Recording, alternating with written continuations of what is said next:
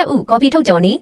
ကျွန်တော်ရဲ့မိသားစုဝင်တွေဆိုရင်တပတ်ကို10 ချိန်လောက်ထိမယိုးနိုင်အောင်ငင်းရင်ရှက်ရေးစားသုံးကြတဲ့အိန္ဒိယလေးတစ်ခွက်ရှိပါတယ်အတူတူချက်ပြုတ်ကြည့်ကြရအောင်တော့ပထမဦးဆုံးကော်ဖီထုတ်ကိုထက်ချမ်းခွဲပြီးခပ်ပါးပါးလေးတွေမြင်မြင်လေးပြီးအစင်သင့်ပြင်ထားလိုက်ပါ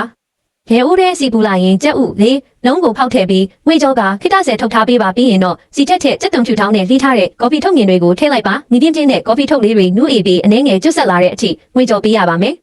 ထို့နောက်ကြော်ထားတဲ့ကြက်ဥတွေပြန်ထည့်ပဲငယ်ပြားရဲ့အကြီးစားခရုစီနဲ့ငရုတ်သီးမြင်လေးတွေထည့်လိုက်ပါအရသာတွေအားလုံးတမပြီးအနက်မွေးပြက်လာတဲ့အထိနှက်ဆက်အောင်ငွေကြောပြီးရင်တော့သုံးဆောင်ဖို့အစင်သင့်ဖြစ်ပါပြီတကယ်ကိုရိုးရှင်းလွယ်ကူလုံးနဲ့မဟုတ်လားခင်ဗျာနောက်ထပ်အရသာရှိတဲ့ဟင်းချက်နည်းတွေကိုသိရှိနိုင်ဖို့ကျွန်တော်ကိုပါလောက်လုပ်ထားပေးဦးနော်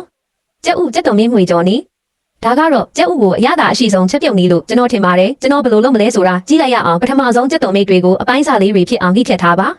ဒေဦးရဲစီပူလာရင်ကြက်ဥ9လုံးသူမဟုတ်6လုံးလောက်ဖောက်ထည့်လိုက်ပါကြက်ဥတွေကိုမီးအေးအေးနဲ့အနှဲငယ်ချက်သွားတဲ့အထိထားပြရပါမယ်ပြီးရင်တော့ရောက်မလေးနဲ့အပိုင်းပိုင်းထက်တောက်ပေးလိုက်ပါအေးထားတဲ့ကြက်တုံလေးတွေထည့်ဘဲငယ်ပြားရဲ့အကြီးတစုံနဲ့ရှာလကာရဲ့တစုံတို့ကိုထည့်လိုက်ပါမီးပြင်းပြင်းနဲ့အားလုံးနှက်ဆက်သွားအောင်ခဏလောက်ငွေကြောပေးအောင်ပါပဲကြည့်ရတာတဲ့တကယ်ကိုသွားရည်ကြစရာကောင်းလို့နေမဟုတ်လားအိမ်မှာအခုပဲချက်ကြည့်လိုက်ပါဦးခင်ဗျာ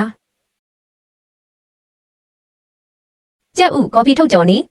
ကျွန်တော်ရဲ့မိသားစုဝင်တွေဆိုရင်တပတ်ကို10 ချိန်လောက်ထိမယိုးနိုင်အောင်ငင်းရင်ရှက်ရေးစားသုံးကြတဲ့အိန္ဒိယလေးတစ်ခွက်ရှိပါတယ်အတူတူချက်ပြုတ်ကြည့်ကြရအောင်တော့ပထမဦးဆုံးကော်ဖီထုတ်ကိုထက်ချမ်းခွဲပြီးခပ်ပါးပါးလေးတွေမြင်မြင်လေးပြီးအစင်သင့်ပြင်ထားလိုက်ပါ